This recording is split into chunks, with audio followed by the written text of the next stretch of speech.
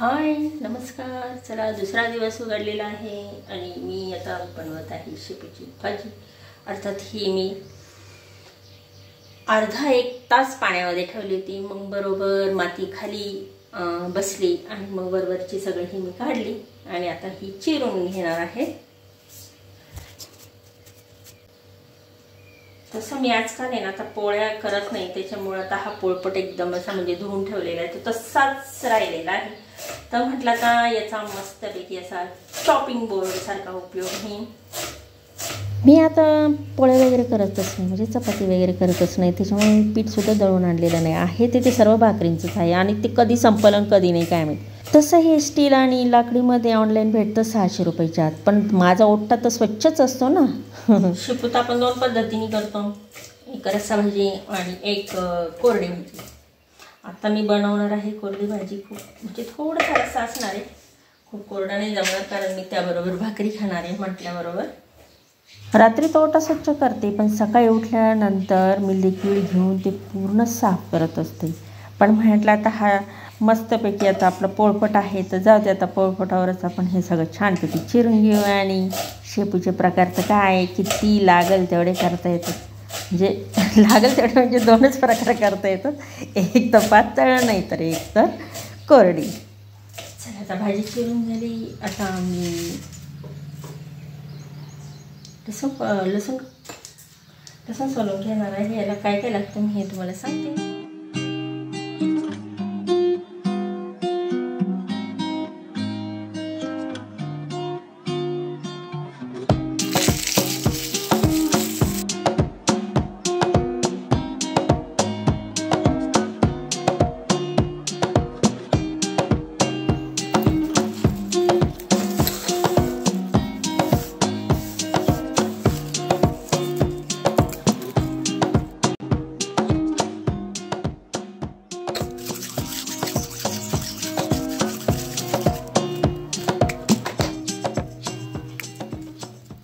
असं लसूण चोळला ना तरी पण लसूण असा निघला जातो, चोळूनही काही काही।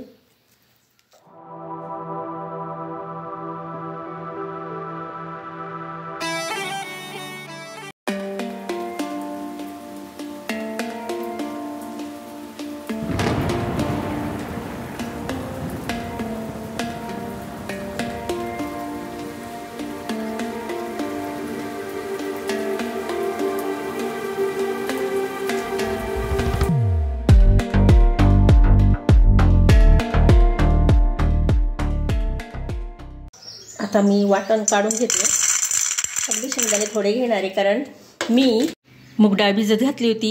आता ही छानपैकी फुगली बघा, म्हणजे अशी छान झालेली आहे, भिजलेली आहे। आता यामध्ये मी काय करणार आहे, लसूण, शेंगदाणे आणि 2-3 मिरच्या म्हणजे आपल्या चवीपुरता घ्यायच्या आहे आणि एकदम मिक्सरमधून अगदी बारीक वाटून घ्यायचं आहे। चला आता हे वाटून घेते मी, की वाटण झालेलं आहे आणि मी एका ताटामध्ये काढून घेते, पुन्हा प्लेटमध्ये काढून घेते। चला कढई ठेवते।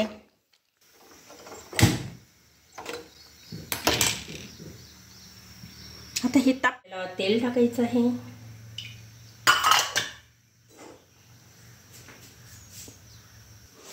आता लसूण वगैरे मी याच्यातच टाकलेलं आहे, मग मी काय वरून टाकणार नाहीये। तसे शेंगदाणे भाजून घेतलेले होते त्यामुळे एवढं काय म्हणजे मी त्याला परतणार नाहीये। आणि आता ह्यामध्ये ही सर्व जी चिरलेली आहे ना ही शेपू यामध्ये टाकून देत आहे।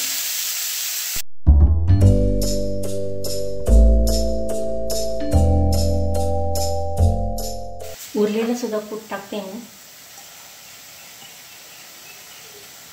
आता काय करते, हे जे मूग डाळ आहे ही भिजवलेली मी यामध्ये टाकून देते, म्हणजे मग छानपैकी असं एकजीव म्हणजे कसं मीठ वगैरे याच्यामध्ये आता मी टाकणारच आहे ना, तर यामध्ये चांगली शिजून जाईल ती आणि चव पण येईल त्याला। आता यामध्ये चवीपुरता मीठ, खूप नाही कारण भाज्या म्हटल्यानंतर मीठ अजून ती भाजी काय होईल दबून जाईल। त्याच्यामुळं मग मी थोडंसंच मीठ टाकलं.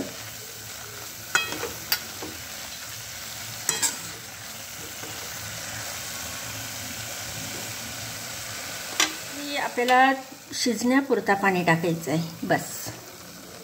खालच्या भांड्यामध्ये वाटण केलेलं होतं ते पाणी राहिलं ते मस्त याच्यामध्ये टाकून दिलेलं आहे. आणि आता भरपूर झालं. आता हे पाणी फ्लेम करायची आणि आता याच्यावर झाकण ठेवायचं आणि शिजून द्यायचं. चला आता झाकण ठेवून दिलेलं आहे. आणि चला आहे की नाही सोपी शेपूची भाजी. आता हे भांडे पडलेले आता आवडते बाकीचे. चला आता बाकीचे सगळा पसारा जो आहे तो सगळा आवरते. आणि मग काय दुपारी जे मी ठेवलेलं होतं ना, दुपारी मी जे ठेवलेलं होतं काय ते गवत तेवढंसं खरंच ना काल माझा खूप असा हात काचला होता. तर मग आता मी तिथं ना काय करते थोडंसं पाणी टाकून ठेवते आणि मग काय पटापटा उपसून टाकेन म्हणजे स्वच्छ होऊन जाईन. राहिलंय मागचं आणि इथं पुन्हा उगलेलं आहे. आता पाऊस नाही म्हणून बरं का, पाऊस असता तर मी एवढा विचारही केला नसता, मग तणनाशक मारून हे करता आलं असतं. पण आता पाऊस नाही आहे आणि तरी ते गवत दिसतं ना ते कसं तरी होतं असं बघायला सुद्धा. ते कसं आता सवय पडली अंगण स्वच्छ म्हणजे गवत नको हे नको ते नको. चला मग आता बडबड करत बसली तर केवढे बसेल बडबड करत आणि तुम्ही कंटाळून जाल. तर आता मी आवरून घेते. मग असं ताट वाढून घेतलेलं आहे.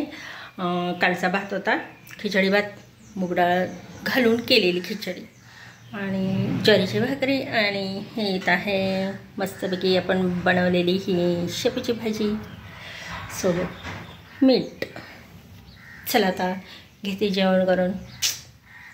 तुम्ही पण. Hello, good morning everyone.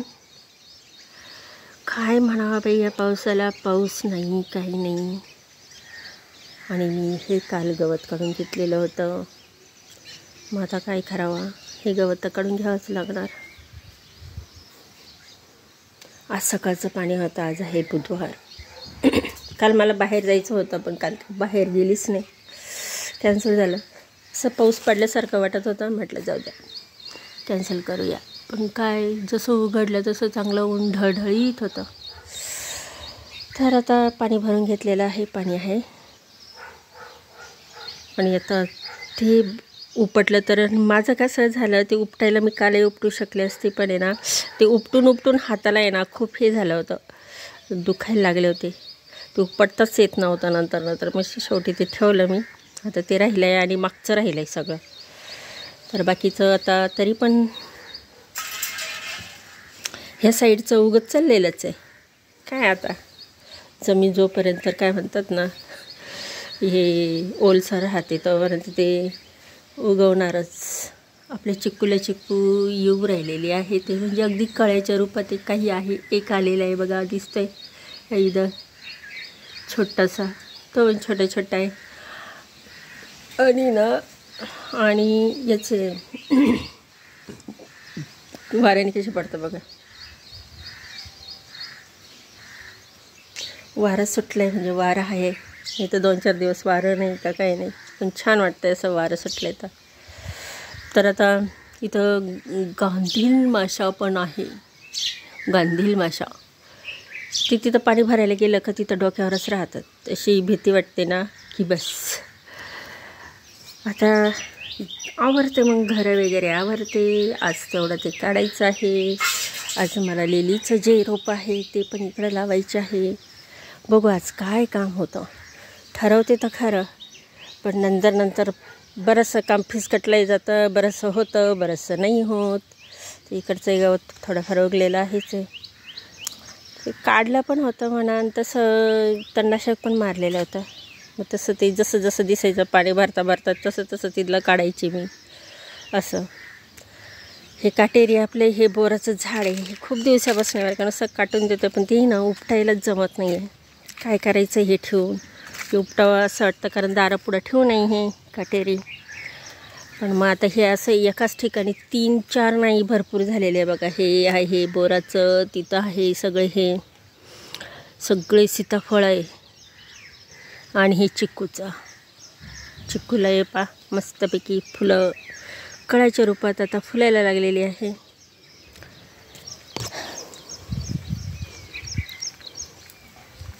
आणि पपयांना काय झालं काय माहिती, असं पांढरं येत आहे.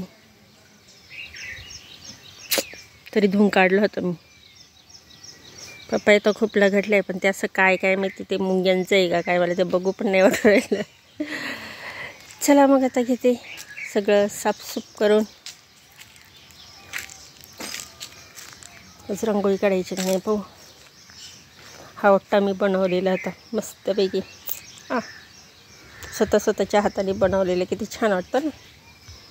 फुलं आता कमी पडले बरं का बघा, कारण आता पाऊस नाही ना, त्याच्यामुळं. पाऊस असता तर छान अशी फुलं पडले असते, फुलं उगले असते. मला आणखीन वैताग तो गोळा करायचा. तसं आहे आता हे 2-4 कवयना आहे तर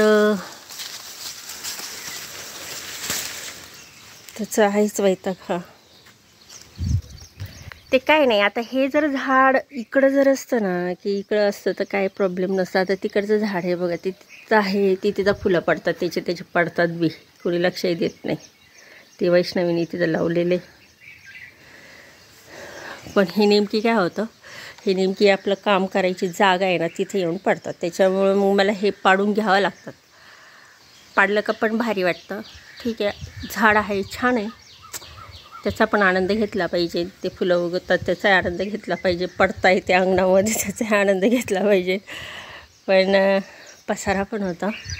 असं खत पण देते मी तिकडे टाकून.